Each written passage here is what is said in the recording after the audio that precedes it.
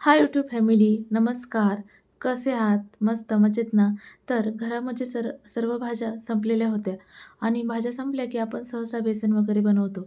तर बेसन पीठही संपलेलं होतं. मग मी काय केलं, थोडेसे वडे भाजून घेतले, कांदा वगैरे कापून घेतला.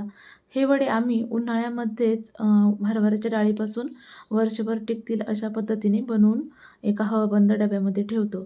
तर कांदा वगैरे ते परतून झाल्यानंतर त्यामध्ये चवीनुसार मीठ, मिरची, थोडेसे घरचे मसाले वगैरे टाकून त्यामध्ये पाणी टाकून पाण्याला उकळी आल्यानंतर त्यामध्ये वडे टाकायचे आणि अशा प्रकारे व्यवस्थित हलवून त्यामध्ये कोथिंबीर व थोडा शेंगदाण्याचा कूट वगैरे टाकून थोडा गॅस मंद आचेवर ठेवायचा.